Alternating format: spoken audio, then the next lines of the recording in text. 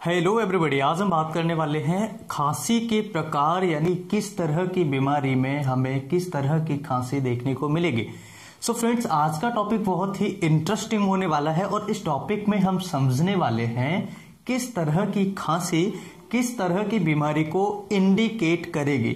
So friends, video को last तक जरूर देखना और ये शॉर्ट वीडियो है और मैं आशा करूंगा इस वीडियो को समझाने के लिए, इस वीडियो में बहुत कुछ है आपके समझने के लिए और ये वीडियो हर किसी के लिए इंपॉर्टेंट है, यानी कि जिनको बीमारी है वो भी इस वीडियो को देख सकते हैं, जो मेडिकल स्टूडेंट्स हैं वो भी इस वीडियो को देख सकते हैं, या फिर जो जनरली कफ यानी खांसी के बारे में इंफॉर्मेशन चाहते हैं वो भी इस वीडियो को देख सकते हैं। सो फ्रेंड्स, चलिए स्टार्ट करते हैं आज का वीडियो और हम समझने वाले हैं बहुत ही अच्छे तरीके से कि किस तरह से हम कैरेक्टराइज करेंगे कि स्पेशली किस बीमारी में हमें किस तरह की साउंड्स देखने को मिलेगी, यानी कि कफ देखने को मिलेगा।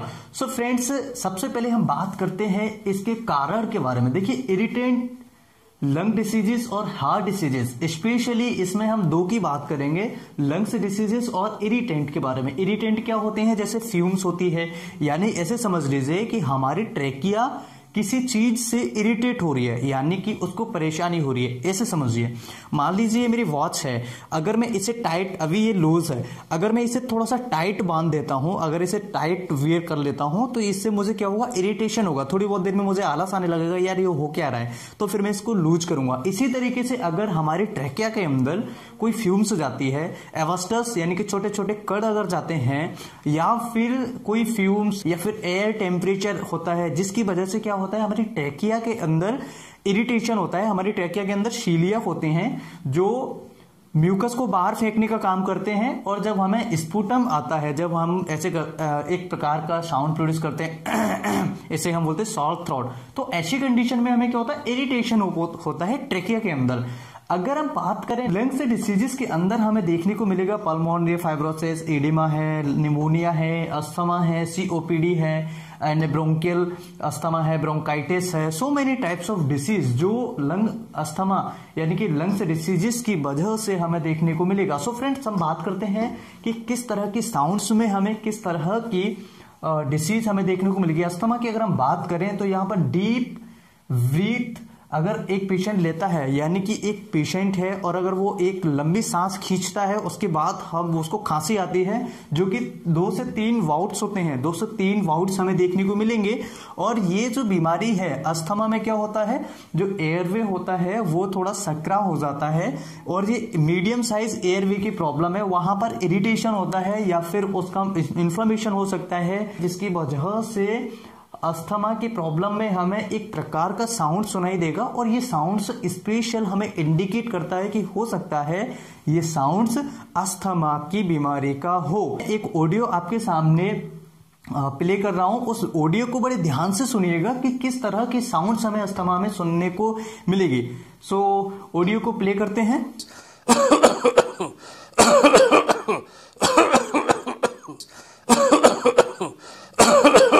ये जो अस्थमा का साउंड्स है और ये बिल्कुल ही इंडिकेट करता है कि अस्थमा की बीमारी मरीज को हो सकती है। अब हम बात करते हैं सीओपीडी। सीओपीडी यानी chronic obstructive pulmonary disease.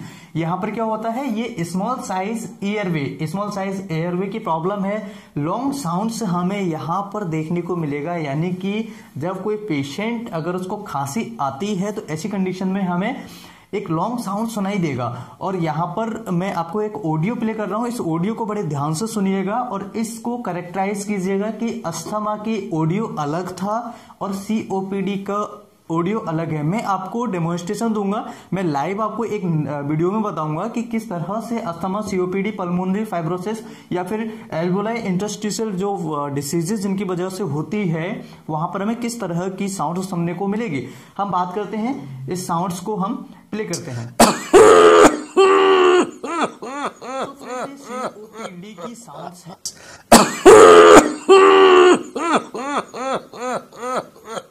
Friends, अब हम बात करते हैं पल्मोनरी फाइब्रोसिस, पल्मोनरी एडिमा और निमोनिया के बारे में। इन तीनों बीमारियों में हमें कैसी साउंड्स हमें इन तीनों में सुनाई देगी। सो हम ऑडियो को प्ले करते हैं और सुनिएगा इस एक प्यारी सी आवाज जो आपको यहाँ पर सुनने को मिलेगी।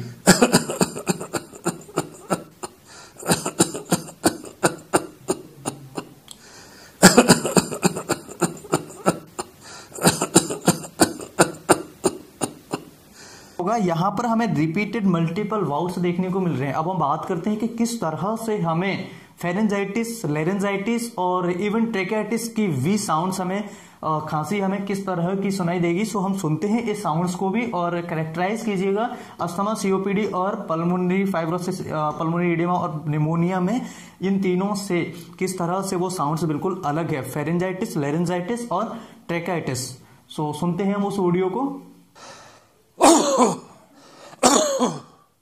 तो फ्रेंड्स सारी जो साउंड्स मैंने आपको प्ले की है, जितने भी ऑडियोज आपको मैंने प्ले किए हैं, और ये ऑडियो बिल्कुल ही एक अच्छे लाइब्रेरी से लिया गया है। मैं आशा करता हूं कि इस वीडियो से आपने कुछ सीखा होगा। वीडियो से कुछ सीखा है, आपको लगता है कि सारी इन्फॉर्मेशन आपको समझ में आया, तो प्लीज इस वीडियो को लाइक जरूर कीजिए, मुझे कमेंट करके जरूर बताइए वीडियो आपको कैसा लगा, और अपने दोस्तों के साथ शेयर कीजिए। मैं फिर मिलता हूं इसी तरह के किसी नए टॉपिक में, तब तक के लिए bye bye, take care, thank you for watching.